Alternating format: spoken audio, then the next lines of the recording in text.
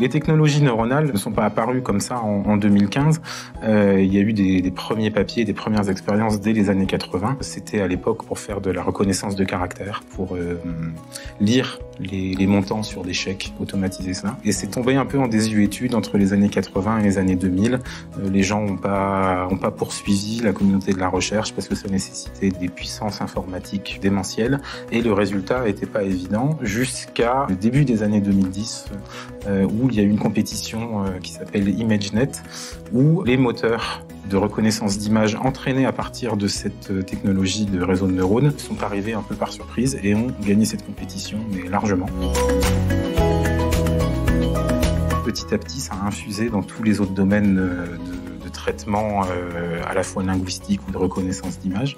Et les premiers papiers sur la traduction automatique à base de réseaux de neurones sont apparus en fin 2014, je crois. Et notre service, nos chercheurs s'y sont bien sûr intéressés tout de suite.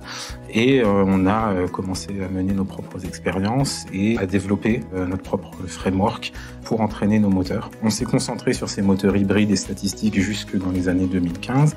Et troisième révolution, en 2015, les moteurs qu'on appelle neuronaux, donc la machine translation neuronale, est arrivée. Et ça a été disruptif, c'est-à-dire que dès les premières expériences, on s'est rendu compte que les résultats obtenus surpassaient déjà les résultats des moteurs précédents qui étaient éprouvés depuis plusieurs années, voire plusieurs décennies. Et on a dû, une nouvelle fois, se réinventer, changer notre métier pour entraîner des moteurs à base de deep learning sur la base de ces nouveaux algorithmes et refaire tout notre catalogue, donc des centaines de moteurs de traduction, de paires de langues, trouver les données, les nettoyer, refaire marcher les algorithmes pour être de nouveau un pionnier dans ces technologies.